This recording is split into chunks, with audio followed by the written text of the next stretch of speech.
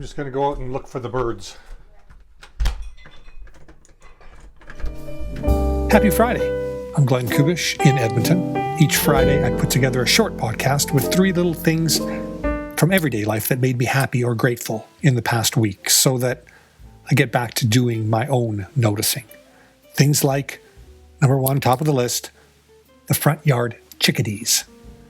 Quick flashback.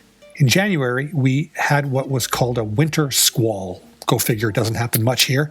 It was some kind of wild and windy night, though. Shingles peeled off roofs. Garbage cans spun like bowling pins. Traffic lights and civilization swayed for about half an hour.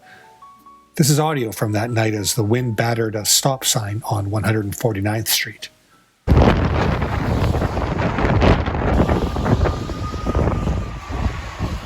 The wind even amputated a giant limb from the mountain ash tree in our front yard. It left behind a shard of a branch that sometime I'll get around to shaving off and smoothing out, but not now, not yet, because the chickadees have moved in. The little birds have drilled a perfect round hole into the busted branch, and they fly in and out at top speed. I don't know if they're nesting in there or if it's a bed and breakfast, but I'm out there every morning watching them hop from branch to branch and then dart into the tree hole. They look like miniature masked marvels. I worry they're being watched by predators, too.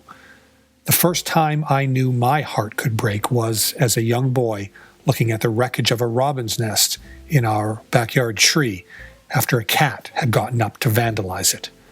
My dad, who's cagier than your basic alley cat, responded by wrapping some sheet metal around the trunk. Claws don't work on sheet metal. After a couple of minutes watching the chickadees, I walk back up the front step and into the house and experience the thrill of a doorway like I never quite have before.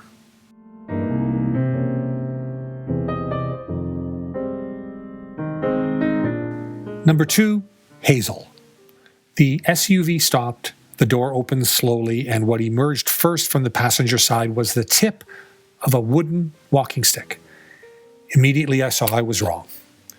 The vehicle had rolled up a few seconds earlier. I was sitting on a sidewalk nearby. We were at the Italian Center on 170th Street. Sheila was inside shopping. I was waiting with the bicycles.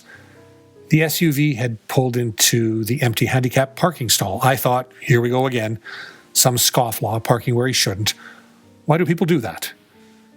Holding the walking stick and slowly getting her own legs out of the vehicle and down to the ground was an elderly woman. She saw me. "And how are you doing?" she asked. "How are you?" I replied. "Just tickety-boo," she said.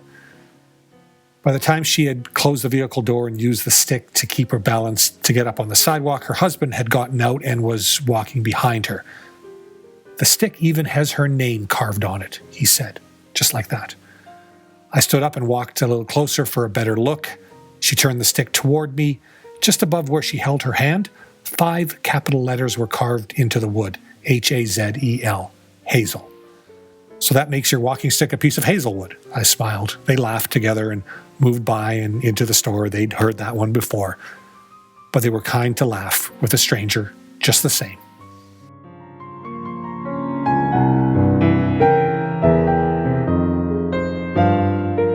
Number 3, cooperation.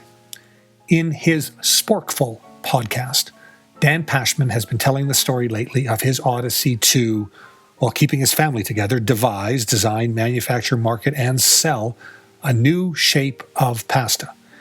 It's called cascatelli. It's also expensive to ship to Canada. Sheila wanted to order $17 worth. The shipping would have been $35 more. Too much. As it turns out, though, she wasn't alone. A group on social media somehow found her, and now, with a bunch of strangers in Edmonton who love pasta and podcasts and Pashman, she's part of a group purchase. More pasta, less shipping. That's amore. Back in 2008, Clay Shirky wrote that we now have communications tools that are flexible enough to match our social capabilities. Or as you would say in Italian, working together.